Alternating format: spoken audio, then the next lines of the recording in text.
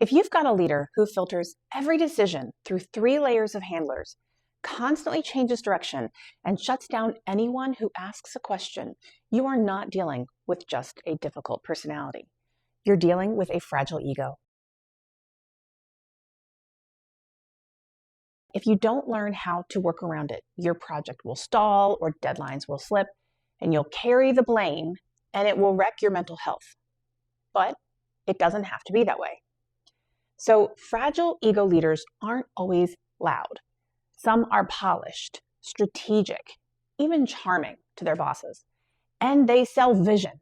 They speak in headlines. They rise fast because they look like leaders, especially to the people who have never had to work with them directly. But underneath, they are driven by insecurity.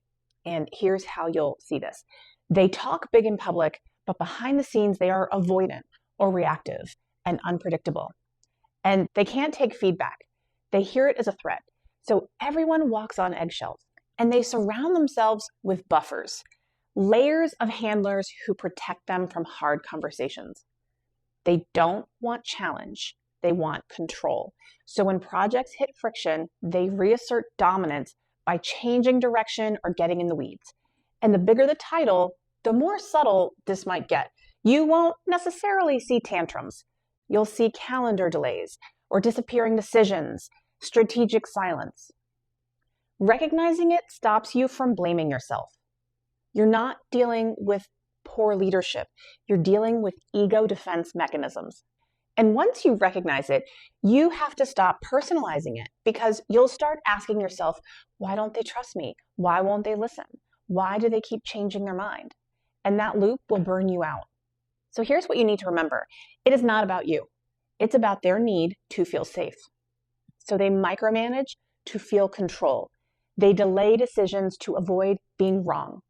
And they pull rank when they feel exposed. None of that means that you're incompetent. It means that they are insecure. And once you stop expecting stable, confident leadership from someone who leads through ego defense, you regain your power. And you stop waiting for clarity, and you stop trying to prove yourself. And you start asking the better question, how do I get the work done anyway without triggering their insecurity? And that's where your real strategy begins. So let me walk you through 8 tactics that will help you survive and even succeed with a fragile ego leader. So the first thing you need to do is stop leading with your ideas. Start leading with their priorities. If you walk in saying, here's what I think we should do, it feels like a threat. But if you say, to get us closer to your goal of X, everything changes because you're not competing. You're an ally who helps them look good. So get clear on their stated priorities, even if they're vague, even if they change weekly. Track their language, mirror it. If they say, this needs to feel innovative, you say, okay, here's something that could help us look more innovative to stakeholders. You're not pitching a feature, you're reinforcing their identity as a visionary. And whatever you do, don't try to educate up. Don't share research to help them see what they're missing. Even if you're right, a fragile ego hears competition, not help. So show them that you understand them, and that is what earns trust. Now, even if you're aligning perfectly with their goals, you're still going to hit a wall if you're getting information secondhand. And that is why the second tactic matters so much. If your leader filters everything through handlers, you're getting diluted, interpreted messages. And when the final product does not match their vision, they won't blame the middleman. They'll blame you. So you need to ask for proximity to clarity. It would help to hear the original direction so I don't spin my wheels on the wrong thing. So you're not making this about politics. You're making it about efficiency. And once you're in the room, you hear what really matters. The phrases that they repeat, the details that they emphasize, the stuff that they throw out to sound visionary, but don't actually care about. And when they change their mind later, and they will, you're not caught off guard. You were there. You heard it. You can reference it and avoid being the scapegoat. So now you're in the room and you've heard it directly, but here's what a lot of people forget. Memory is not enough. You need documentation, not HR kind, the kind that creates a shared reality. So after any meeting, follow up with a written summary of priorities and deliverables and timelines and say, just to confirm, I captured that the priority is X. with these deliverables, due by these dates. Let me know if I've misunderstood anything. And that phrase, let me know if I've misunderstood, gives them ego safety to correct you. But most of the time they won't, and that silence becomes tacit approval. Then make it a living document. Update it weekly. Track deliverables. Log changes as they come down. Dated with the original request in the thread. Fragile ego leaders hate surprises, but if you consistently show them that you heard them, understood the goal, and they can check the status without asking, you build credibility and autonomy. Don't treat follow-up as a CYA. Build a system, not a case. Now here is where it gets interesting, because even with perfect documentation, you can still get blocked if your communication makes them feel exposed.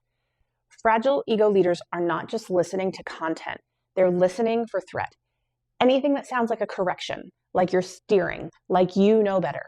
So you need the same truth, but with a different wrapper. Instead of, here's what I recommend, you say, to reduce risk, we need to lock the decision before we build. Instead of, this approach is messy, you would say, the risk here is rework.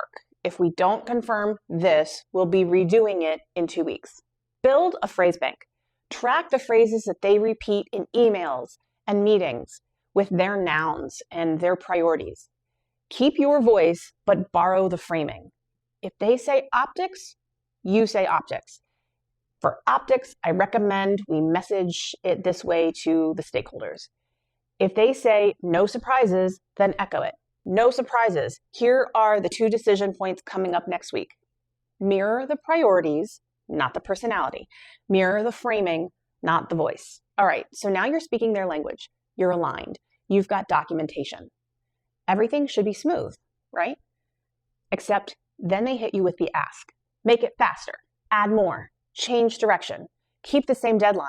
And this is where a lot of people accidentally trigger the ego because they respond like a normal person would, and they say no. But a fragile ego doesn't experience no as information. They experience it as resistance, and resistance feels like disrespect. So instead, use conditional agreement. Yes, if. Yes, we can do that if we move the deadline. Yes, we can do that if we reduce scope. Yes, we can do that if we add 1 more resource. And then ask, which constraint do you want to change? You're forcing the conversation out of ego into physics. Time, scope, resources, dependencies. Your tone stays neutral, not apologetic, not irritated.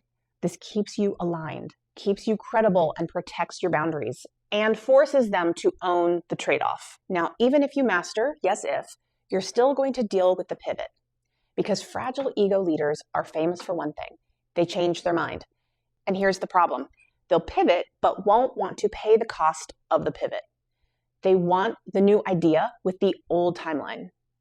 So when they change course, don't argue about direction. Make the cost visible. First, acknowledge without resistance. Got it. Understood. We can shift. And then map consequences. If we switch to option B, here are the impacts. We drop deliverable C. Stakeholder approvals have to restart. And then ask, which trade-off do you want? Speak in outcomes, not emotions. Use their language. Use their constraints. Don't be the hero. Don't absorb, pivot silently, and work nights and cut corners, and then watch the project slip anyway, while leadership says, why didn't you flag this? Map consequences immediately. Document the change. Make the trade-off explicit. So now this next one is the part that people hate because it feels unfair. You're the one doing the work. You're the one getting whiplash from the pivots.